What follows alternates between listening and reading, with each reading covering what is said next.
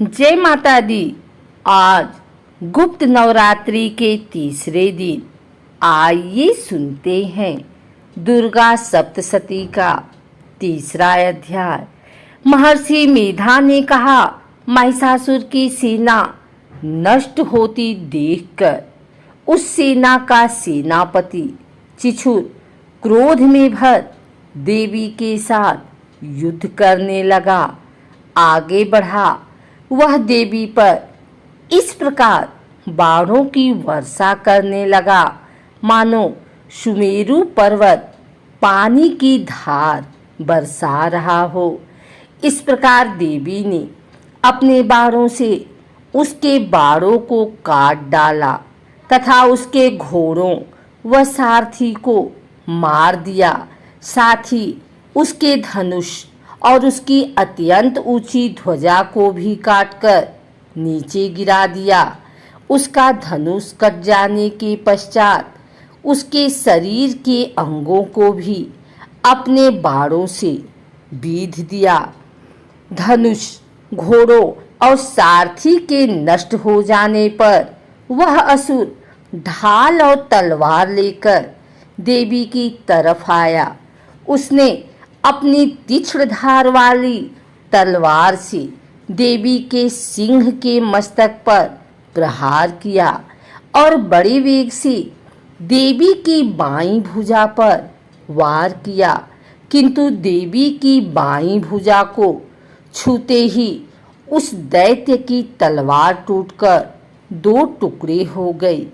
इससे दैत्य ने क्रोध में भरकर शूल हाथ में लिया और उसे भद्रकाली देवी की ओर फेंका। देवी की ओर आता हुआ वह शूल आकाश से गिरते हुए सूर्य के समान प्रज्वलित हो उठा। उस शूल को अपनी ओर आते हुए देखकर देवी ने भी शूल छोड़ा और महाअसुर के शूल के 100 टुकड़े कर दिए और साथ ही महाअसुर के प्राण भी हर लिए। चिछुर के मरने पर देवताओं को दुख देने वाला चामर नामक दैत्य हाथी पर सवार होकर देवी से लड़ने के लिए आया और उसने आने के साथ ही शक्ति से प्रहार किया, किंतु देवी ने अपनी हुंकार से ही उसे तोड़कर पृथ्वी पर डाल दिया। शक्ति को टूटा हुआ देखकर दैत्य ने क्रोध से लाल होकर शूल को चलाया, किंतु देवी ने उसको भी काट दिया। इतने में देवी का सिंह उछलकर हाथी के मस्तक पर सवार हो गया और दैत्य के साथ बहुत ही तीव्र युद्ध करने लगा। फिर वह दोनों लड़ते हुए हाथी पर से पृथ्वी पर आ गिरे और दोनों बड़े क्रोध से लड़ने लगे। फिर सिंह बड़े जोर से आकाश की ओर उछला और जब पृथ्वी की ओर आया तो अपने पंजे से चामर का सिर धड़ से अलग कर दिया। क्रोध से भरी हुई देवी ने शिला और वृक्ष आदि की चोटों से उदग्र को भी मार दिया। कराल को दांतों, मुक्कों और थप्पड़ों से चूड़ कर डाला। क्रुद्ध हुई देवी ने गदा के प्रहार से उद्दत दैत्य को मार गिराया। भिंडीपाल से वास्कल को बाणों से ताम्र तथा अंधक को मौत के घाट उतार दिया। तीनों नेत्रों वाली परमेश्वरी ने त्रिशूल से उग्रास्य, उग्रवीर्य और महाहनु नामक राक्षसों को मार गिराया। उसने अपनी तलवार से बिड़ाल नामक दैत्य का सिर काट डाला तथा अपने बाणों से दुर्धर और दुर्मुख राक्षसों को यमलोक को पहुंचा दिया। इस प्रकार जब महिषासुर ने देखा कि देवी ने मेरी सेना को नष्ट कर दिया है, तो वह भैंसे का रूप धारण कर देवी के गढ़ों को दुख देने लगा।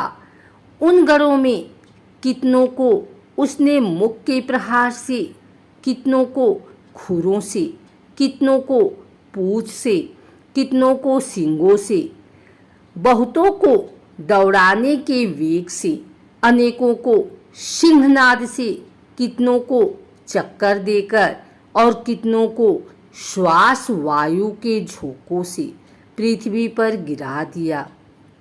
वह दैत्य इस प्रकार गढ़ों की सेना को गिरा देवी के सिंह को मारने के लिए दौड़ा। इस पर देवी को बड़ा गुस्सा आया। उधर दैत्य भी क्रोध में भरकर धरती को खुरों से खोदने लगा तथा सिंगों से पर्वतों को उखाड़ उखाड़ कर धरती पर फेंकने लगा और मुख से शब्द करने लगा। महिषासुर के वेग से चक्कर देने के कारण पृथ्वी क्षुब्ध होकर फटने लगी। उसकी पूंछ से टकराकर समुद्र चारों ओर फैलने लगा। हिलती हुई सींगों की आघात से मेघ खंड खंड हो गए और श्वास से आकाश में उड़ते हुए पर्वत फटने लगे। इस तरह क्रोध में भरे हुए राक्षस को देख चंडिका को भी क्रोध आ गया और वह उसे मारने के लिए क्रोध में भर गई। देवी ने पास फेंककर दैत्य को बांध लिया और उसने बच जाने पर दैत्य का रूप त्याग दिया और सिंह का रूप बना लिया। और ज्यों ही देवी उसका सिर काटने के लिए तैयार हुई कि उसने पुरुष का रूप बना लिया जो कि हाथ में तलवार लिए हुए था। देवी ने तुरंत ही अपने बाणों के साथ उस पुरुष को उसकी तलवार ढाल सहित बीध डाला। इसके पश्चात वह हाथी के रूप में दिखाई देने लगा और अपनी लंबी सूंड से देवी के सिंह को खींचने लगा और गर्जने लगा। देवी ने अपनी तलवार से उसकी सूंड काट डाली। तब राक्षस ने एक बार फिर भैंसी का रूप धारण कर लिया और पहले की तरह चराचर जीवों सहित समस्त त्रिलोकी को व्याकुल करने लगा। इसके पश्चात क्रोध में भरी हुई देवी बारंबार उत्तम मधु का पान करने लगी और लाल लाल नेत्र करके हंसने लगी।